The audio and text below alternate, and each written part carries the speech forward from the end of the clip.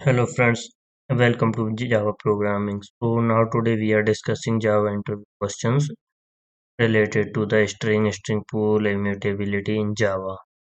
So please do subscribe my channel Java Programming. So now we will discuss the first question. What is string pool? String pool क्या होता है? String pool actually it is a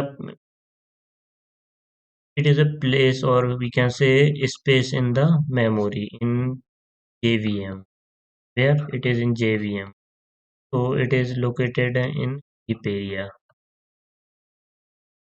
मैं इसका means मैं JVM का architecture बता चुका हूँ कि जेवीएम का आर्किटेक्चर क्या होता है। तो ये स्ट्रिंग पूल कहाँ पे क्रिएट होता है? हीप एरिया में।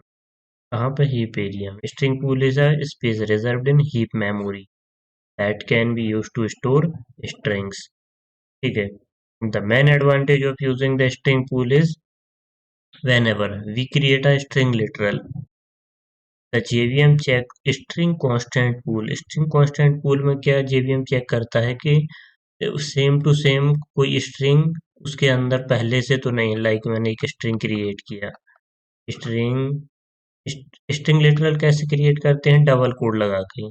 अभी वे को स्ट्रिंग अभी मैं ये डबल कोड लगा दिया, इसके अंदर मैं कुछ भी लिख दूं, ये क्या है?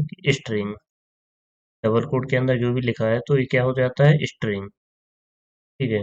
तो इसके अब हम बात करते हैं जो स्ट्रिंग कांस्टेंट पूल होता है, मीन्स एक मेमोरी लोकेशन होता है, तो वहां पे चेक करता है कि ये पहले से तो नहीं है, वहां पे अगर है तो वो उसी को एड्रेस करने लगे।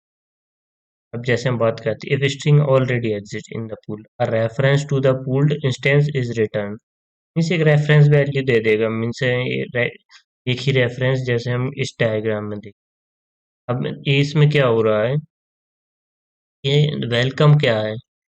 ये में से एक ऑब्जेक्ट एक बार क्रिएट किया गया है, लेकिन इसके लिए रेफरेंस तो S1 है और S2। तो ये ऐसा नहीं है कि हमें वेलकम फिर से क्रिएट कर देगा, ऐसा नहीं है। जो एक बार क्रिएट होगा उसी के लिए। अब जैसे यहाँ पे S3 भी मैंने लिया तो वो भी इसी को क्या रेफर करेगा। स्ट्रिंग कांस्टेंट पूल में क्या होता है? एक ही बार ऑब्जेक्ट क्रिएट होता है और उसी को मल्टीपल टाइम में यूज करता है। अब जैसे नेक्स्ट क्वेश्चन देखते हैं हम। What is the meaning of immutable regarding string? Immutable क्या होता है? अब इम्यूटेबल की बात करें तो इम्यूटेबल का मतलब होता है नॉन चेंजेबल।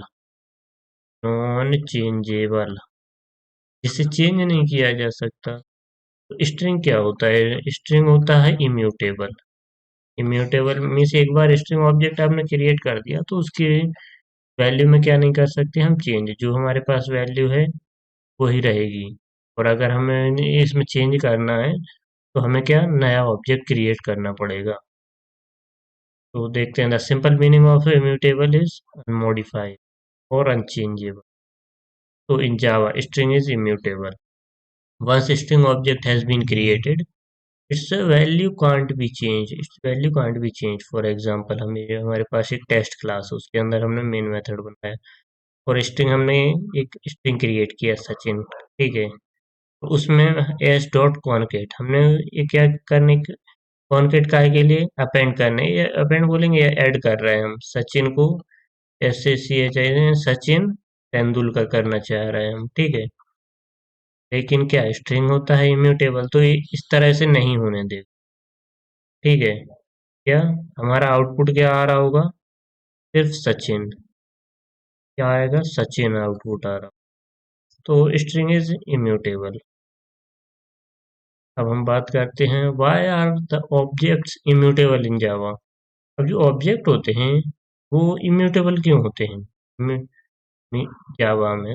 बिकॉज इसका सीधा answer because Java uses the concept of string literal. String literal मतलब जो डबल कोड के अंदर हम कोई जो भी लिखे वो क्या है? String literal. ये क्या है? एक स्ट्रिंग लिटरल हो गया।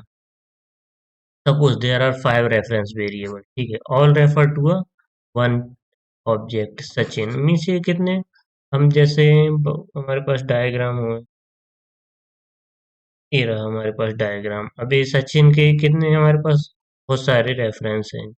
सचिन 1 हो गया, सचिन कितना भी क्रिएट कर दो, S1 S2 S3 S4, तो ये कितना, 5 है हमारे पास। लेकिन हमने ये सब इसी को रेफर कर रहे हैं ना, 5 टाइम्स सचिन क्रिएट किया तो ये सब इसी को पॉइंट कर रहे होंगे। और अगर हम इसमें चेंज करना चाहें तो एक्चुअल में दूसरा ऑब्जेक्ट क्रिएट होगा, ना कि इसमें एग्जिस्टिंग चेंज करेगा। तो ये दूसरा ऑब्जेक्ट क्रिएट हुआ, ठीक है। तो अभी इसमें मम्मी से फाइव नाम का न्यू ऑब्जेक्ट क्रिएट हुआ है, तो लेकिन उसमें चेंज नहीं करने दिया उसने, ठीक है।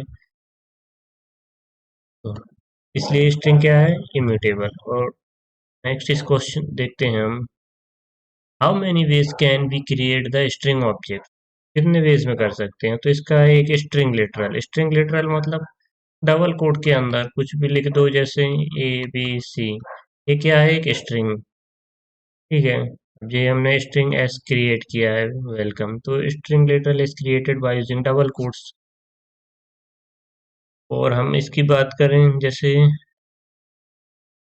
और सेकंड वे होता है by using a new keyword, हम एक न्यू कीवर्ड का यूज करके भी हम क्या कर सकते हैं, स्ट्रिंग क्रिएट करते हैं। String s is equal to new string, welcome. ठीक, ये वे भी होता है। तो हम दो तरह से क्या है, स्ट्रिंग क्रिएट कर सकते हैं।